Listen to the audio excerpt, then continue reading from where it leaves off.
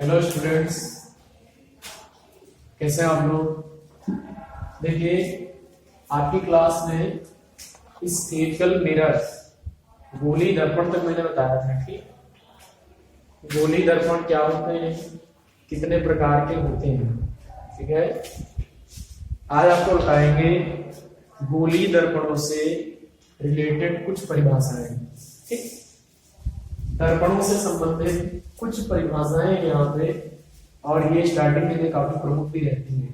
ठीक, आगे के लिए बहुत काम भी आने वाली है।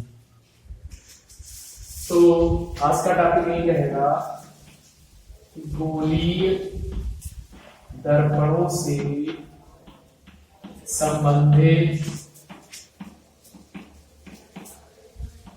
परिभाषाएं।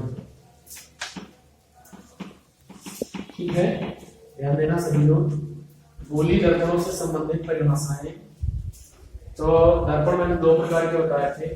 ठीक, पहला आपका था अवतल दर्पण। तो उसमें मैंने बताया था आपको कि कोई भी दर्पण जो होता है वो कांच के किसी खोखले गोले का काटा गया एक भाग होता है। कोई दर्पण ले लें, ठीक, और जिसके एक तल पर पारे की कलई होती है और दूसरा तल परावर्तक तल होता है। ठीक, इसका एक निश्चित भाग में ये काट लिया, ऐसे इसका ये भाग काट लिया,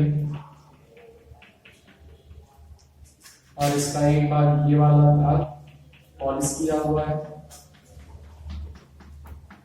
इसका ये वाला भाग पॉलिश किया हुआ है।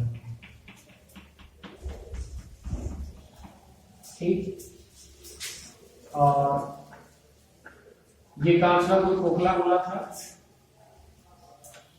ठीक, चाहो तो इसको दर्पण के बाद में हेडलाइट में भी मिला सकते हैं। रिज्यूम कर लो, ऐसा गोला होगा। ठीक, इधर भी वही बात है।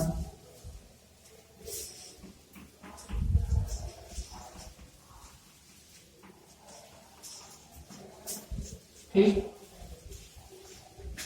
गोली दर्पण को कहते थे M1M2 मान लेते थे। ठीक, और ये आपका कौन सा दर्पण है, अवतल दर्पण, और ये आपका कौन सा है, उत्तल दर्पण। ठीक, तो स्टार्ट करते हैं परिभाषाएं। सबसे पहले पढ़ते हैं इसमें वक्रता केंद्र। ठीक,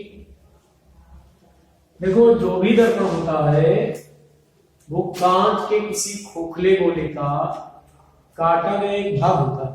ठीक, तो अगर कांच के खोखले गोले का काटा गया भाग है दर्पण, तो उसका कहीं ना कहीं केंद्र होता है। ठीक, जैसे इस गोले को अगर पूरा गोला ऐसे कर लें तो इस गोले का केंद्र ये होगा, सेंटर सी, इस गोले का सेंटर ये, बस इसी सेंटर को हम बोलते हैं वक्रता केंद्र। ठीक, सी क्या परिभाषा है, लिख भी सकते हैं कि उस गोले का केंद्र जिसका कि दर्पण एक भाग होता है वक्रता केंद्र कहलाता है। ठीक, वक्रता केंद्र जहां पर चित्र वगैरह बनाएंगे सभी जगह सी से करेंगे। ठीक, पहला हो गया वक्रता केंद्र। आगे बढ़ते हैं। दूसरी बात आती है कि ध्रुव, ध्यान देना, दर्पण का ध्रुव पोल। देखो, जो ये हमने पीछे सेट किया हुआ है, पॉलिश किया हुआ तल है, इसमें पीछे वाला तल है, तो परावर्तक तल ये आगे वाला होता है, परावर्तक तल इसमें ये वाला, इसमें ये वाला। ठीक, जिन दर्पणों में दबे हुए तल से परावर्तन होता है वो होते हैं अवतल, और जिनमें उभरे हुए तल से परावर्तन होता है वो होते हैं उत्तल। बात आती है दर्पण का ध्रुव क्या होता है। तो दर्पण का जो परावर्तक तल है ये वाला, ये इसका जो मध्य बिंदु है ये, ठीक, इसमें परावर्तक तल बाहर वाला ये है उभरा हुआ तल, तो इसका मध्य बिंदु ये है। दर्पण के परावर्तक तल का जो मध्य बिंदु होता है उसको हम ध्रुव कहते हैं, पोल, इसे लिख सकते हैं। नया दर्पण के परावर्तक तल का मध्य बिंदु दर्पण का ध्रुव। समझाया। इसके बाद नेक्स्ट हेडिंग आती है वक्रता त्रिज्या। वक्रता त्रिज्या, त्रिज्या गोले की त्रिज्या। ध्यान देना कि जिस गोले का दर्पण एक भाग है ना, उसकी वो रेडियस है तो त्रिज्या। ये रेडियस कहां से कहां तक, दर्पण की कोई भी बिंदु ले पकड़ से मिला तो वही दूरी त्रिज्या होगी। तो दर्पण की वक्रता त्रिज्या ये कैसे परिभाषित करते हैं कि उस गोले की त्रिज्या जिसका कि दर्पण एक पार्ट हिस्सा है, ठीक, उसको हम बोलते हैं वक्रता त्रिज्या। इसको कहीं आपको लिखना है तो आर से लिखते हैं, ठीक। दर्पण की वक्रता त्रिज्या उस गोले की त्रिज्या है जिससे हमने ये दर्पण काटा हुआ है, जिससे दर्पण बनाया हुआ है, ठीक। उस गोले की त्रिज्या जिसका दर्पण एक भाग है, वक्रता त्रिज्या कहलाती है। वक्रता त्रिज्या कौन दूरी, इसका मतलब इस चित्र में पीसी दूरी वक्रता त्रिज्या है। पीसी दूरी वक्रता त्रिज्या है। ये दूरी जो है ये वाली, ये दूरी वक्रता त्रिज्या है। इसमें ये दूरी वक्रता त्रिज्या है जो चित्र के अनुसार। वैसे हम ऐसे भी ला सकते हैं, ऐसे करते हैं, लेकिन वक्रता त्रिज्या यही तो बनी ऐसे। इसमें थोड़ा यहां दर्पण छोड़ो ना, या तो गोले को मेजर किया पूरा गोला, ठीक। इसके बाद नंबर 4 आती है मुख्य अक्ष। भैया मुख्य अक्ष क्या है, ध्यान देना सभी लोग। मुख्य अक्ष दर्पण के ध्रुव को वक्रता केंद्र से मिलाने वाली रेखा।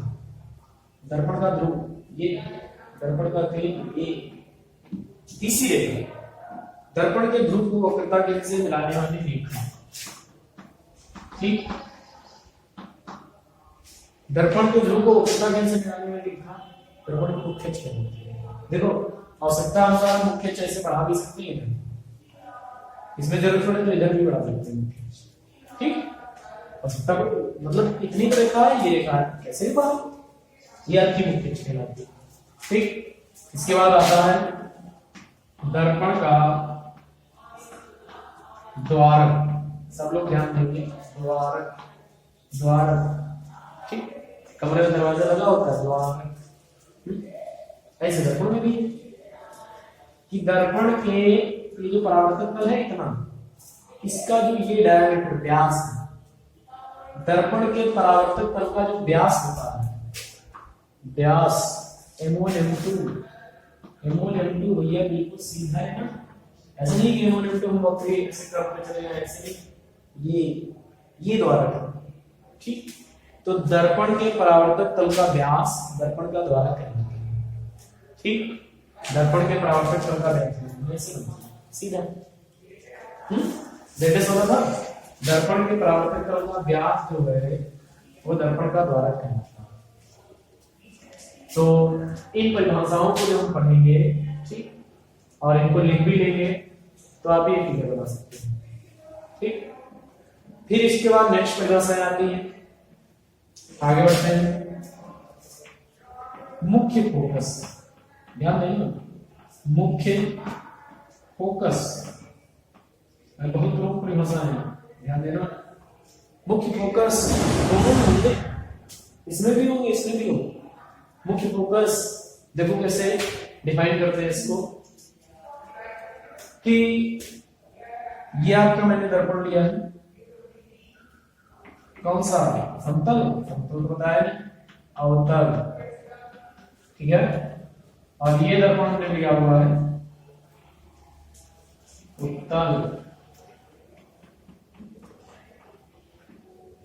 ठीक। और ये दर्पण का है ध्रुव P, इसमें P मध्य बिंदु, ये हो गई मुख्य अक्ष, हो गई भैया। और इसके बाद इसमें भी मुख्य अक्ष बना देंगे, ये हो गई मुख्य अक्ष।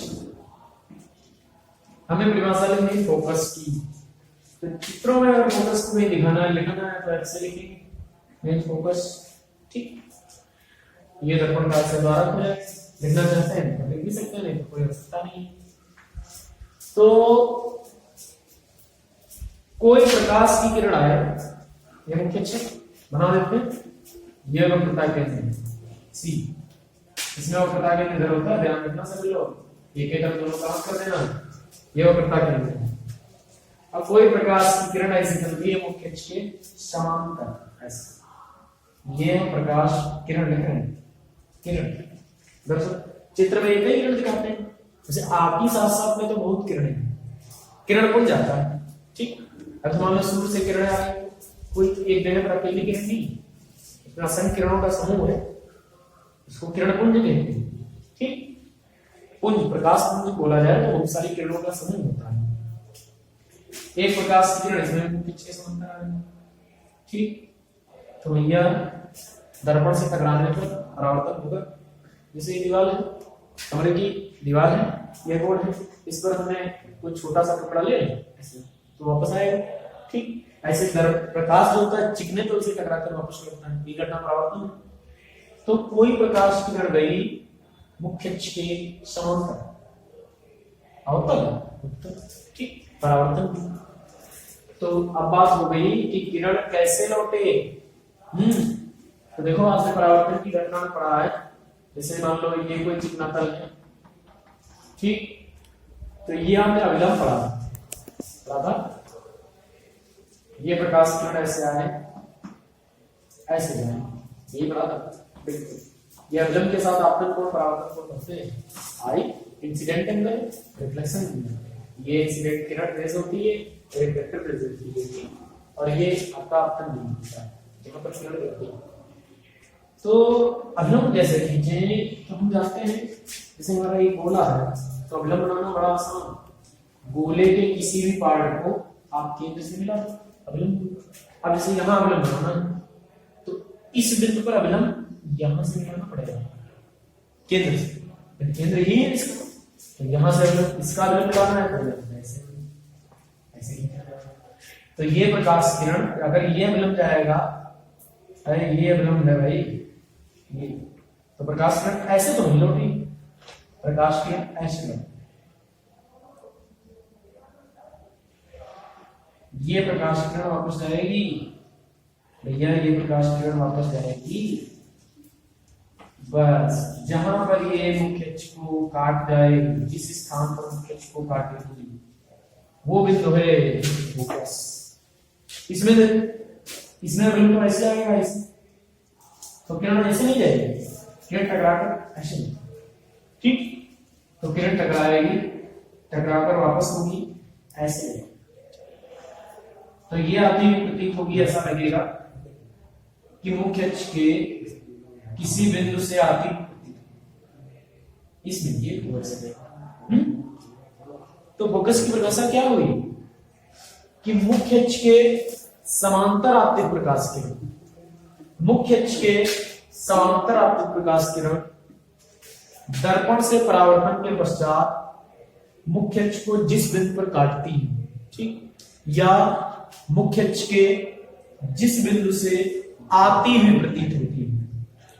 भाई ऐसा लग रहा है कि मुख्य अक्ष के इस बिंदु से यह किरण आती हुई प्रतीत हो रही है, तो वो बिंदु दर्पण का मुख्य फोकस है, ठीक। ध्यान देना फिर से कि मुख्य अक्ष के समांतर आपतित प्रकाश किरण दर्पण से परावर्तन के बाद मुख्य अक्ष को जिस बिंदु पर काटती है, अथवा मुख्य अक्ष के जिस बिंदु से आती हुई प्रतीत होती है, वो बिंदु मुख्य फोकस है, ठीक। और चित्र में इसको हम ऐसे दिखाएंगे, तो जहां पर ये फोकस की परिभाषा लिखेंगे वहां पर हम बीच में बनाएंगे, ठीक।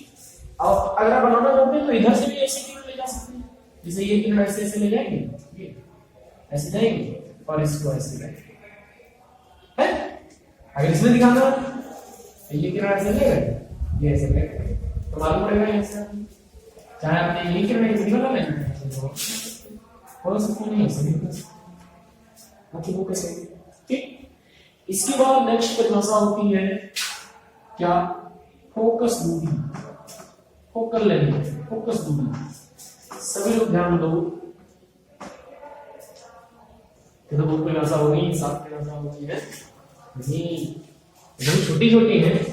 फोकस दूरी, फोकस दूरी को ऐसे लिखते हैं, सही बात, ऐसे लिखी जाती है, ठीक। आवश्यकता पड़ेगा भी बना लेते हैं। तो दर्पण के ध्रुव से, ध्रुव ध्रुव ये है मुख्य फोकस या फोकस, ये दूरी दर्पण के ध्रुव से मुख्य फोकस तक की दूरी, दर्पण के ध्रुव से मुख्य फोकस तक की दूरी को दर्पण की फोकस दूरी कहते हैं। इसको F से व्यक्त करते हैं, ठीक, F या कैपिटल F ये बात है, कैपिटल F में बना सकते हैं, ठीक। और एक खास बात कि अवतल दर्पण की फोकस दूरी ध्यान रखना, अवतल उत्तल के लिए F, उत्तल के लिए जो है धनात्मक होता है, तो क्यों होता है ये भी समझ लो, क्योंकि अवतल में ये दूरी इधर की है। जरा थोड़ा सा हम बताएंगे, चीज प्रॉपर्टी बताएंगे, तो ये सब थोड़ी कक्षा आपने जरूर पढ़ी, ठीक। होता क्या है, हमें इधर की दूरियां से ऋणात्मक होती है, ये x ये y, ठीक, x डैश y डैश, इधर की दूरी धनात्मक होती, ऊपर की दूरी धनात्मक होती, नीचे की दूरी क्या होती है, ऋणात्मक होती, ठीक।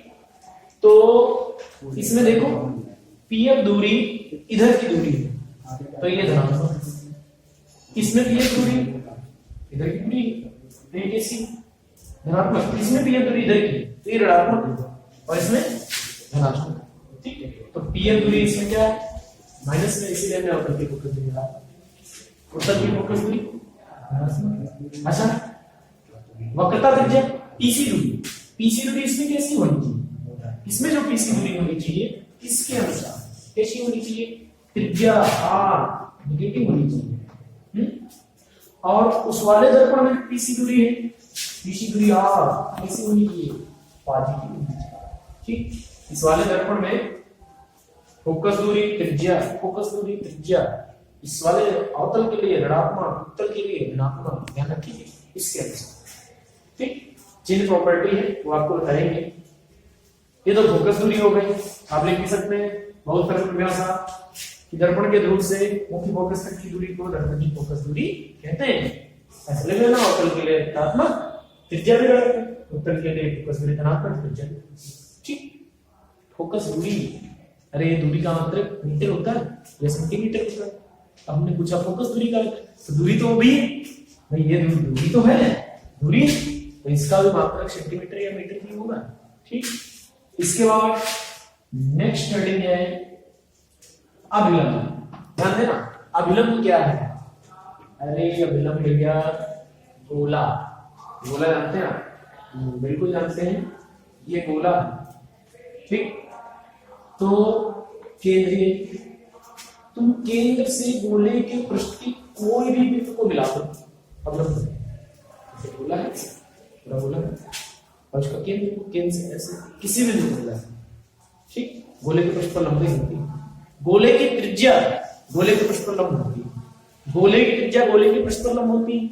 अरे तो दर्पण में अभिलंब कैसे खींचे, तो आप क्या करेंगे, ये दर्पण लिया, ये कौन सा है अवतल, अभिलंब खींचना वेरी सिंपल, ये इसका सेंटर हो गया, और ये ध्रुव हो गया, सेंटर से इसका कोई पॉइंट मिला दो, ये मिला दो, ये मिला दो, ये और ये जो मिला हुआ है इन पॉइंट मिला दो, ये सब अभिलंब ही है, मतलब ये दर्पण के किसी बिंदु से केंद्र से मिलेगा अभिलंब।